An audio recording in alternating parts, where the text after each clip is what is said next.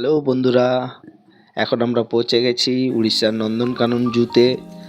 আমার সাথে আমার ফ্যামিলি এবং আমার বোন, জামাই, ভাগনা সকলে মিলে আমরা চলে এসেছি নন্দনকানন জুতে।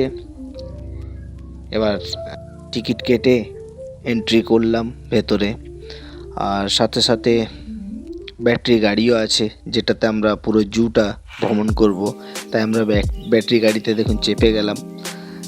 আর আমরা সবাই চেপে যাওয়ার পর আমাদের সাথে গাইডও আছে। ইনি হচ্ছেন গাইড, সাদা জামা পরে। ডাইনে দিকে একটা পাখিটাকে দেখি, ইমু পাখি, অস্ট্রেলিয়ার জাতীয় পাখি। ঘন্টায় 25 থেকে 30 কিলোমিটার গড়াতে করে উঠতে পারে না। তো গাইড যিনি আছেন উনি বললেন এই পাখিটার কথা বলছিলেন, এটা অস্ট্রেলিয়ার জাতীয় পাখি। তো পাখিটার নাম ছিল ইমো পাখি। তো তারপর আমরা আবার ব্যাটারি গাড়িতে চেপে গেলাম। চেপে আমরা মোড়টাতে নামলাম জুয়ের ভেতরে। এই যে নন্দনকানন লেখা আছে, আই লাভ নন্দনকানন। তো ওই রাস্তা দিয়ে আমরা চলে এলাম। এই প্রথমে আমরা হরিণ পেলাম। হরিণ দেখলাম। এই যে এটা হচ্ছে উড়িষ্যার স্টেট অ্যানিমেলস। তো শিংগুলো বেশ বড়ই, কিন্তু এই শিংগুলো বছরে একবার ঝরে যায়, মানে প্রতি বছরই শিংগুলো ঝরে। এটাও একটা হরিণ, মণিপুরি হরিণ যেটা। আর এই হরিণটা দেখছেন, এটা কুকুরের মতো আওয়াজ করে। এখন থাকাকালীন আওয়াজ করলো না বটে, কিন্তু এটা কুকুরের মতন আওয়াজ করে এই হরিণটা। তো যাক, হরিণের পর আমরা এই যে চলে এলাম। একটা লাইটের ফ্ল্যাশ পাচ্ছেন তো, কারণ এটা কাঁচের মধ্যে আছে, কাঁচের মধ্যেই আছে সব। তো তার মধ্যেই বাইরের থেকে আমি ভিডিওটা করছি, তাই একটু ফ্ল্যাশ মারছে। এই হরিণ, ছোট্ট হরিণ একটা দেখুন খাচ্ছে। তো বেশ ভালো। এখন এখানে প্রচুর সাপও আছে, অ্যানাকোন্ডার থেকে শুরু করে প্রচুর। দেখুন আমরা আসছি, তাই ভিডিওতে দেখাও যাচ্ছে পায়ের ছাপগুলো। এটা ছোট ক্যাঙ্গারু, যেটা দেখছেন ছোট্ট ক্যাঙ্গারু। বসেই ছিল, বেশি দৌড়াদৌড়ি করেনি, বেশ ঘাস খাচ্ছিল আর ঘুরে বেড়াচ্ছিল। দেখুন কিং কোবরা, এখানে সাপ প্রচুর, সাপের কালেকশন প্রচুর। দেখেছেন, ঠিক লাঠিটার দিকে নজর দিন, শুয়ে আছে দেখুন। দেখুন আর একটা শুয়ে আছে। মানে প্রচুর সাপ আছে, একটার পর একটা সাপ আমরা দেখলাম এখানে। আর দেখে ভীষণ, মানে কি বলবো, প্রচুর ধরনের সাপ। এই যে এক প্রজাতির বড় গিরগিটি, বিশাল সাইজ। দেখে তো মানে আজব লাগছে, ভয়ঙ্কর লাগছে যাকে বলে।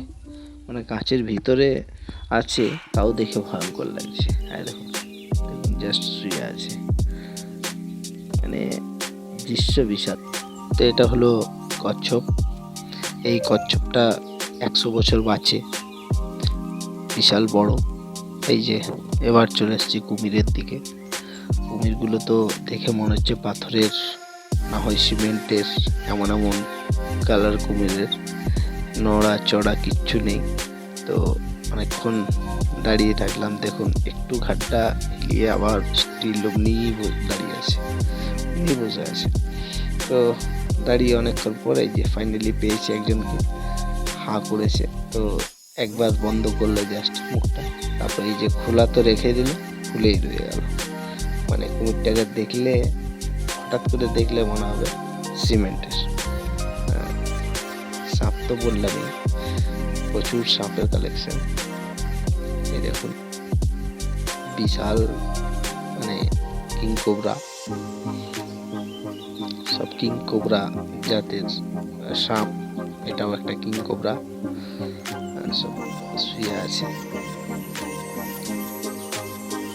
বিশাল বিশাল সাপ, ভীষণ এনজয় করছি আমরা।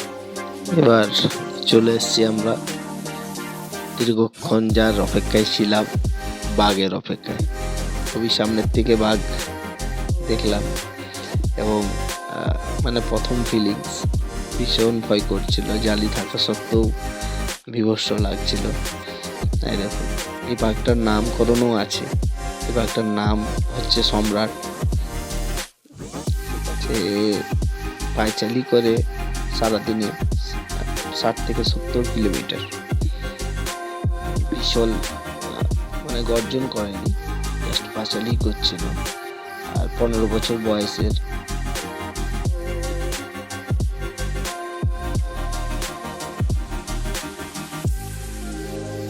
এর নাম হচ্ছে বাসু। দুজনেই দু ভাই। এর মায়ের নাম রেণুকা, ওই যে শুয়ে আছে দেখেছেন, ওর নাম, মায়ের নাম হচ্ছে রেণুকা।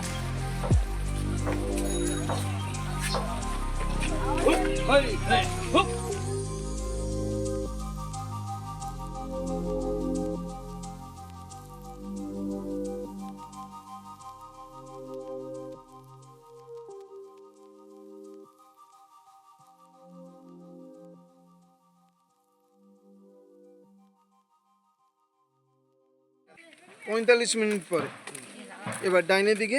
এখানে আমরা বান্দরগুলোর সামনে দাঁড়িয়ে 45 মিনিট অপেক্ষা করলাম। ওখান থেকে চলে এলাম। এই দেখুন সিংহ 15 কেজি মাংস খায়। দুটো বাচ্চা, দু ভাই বোন।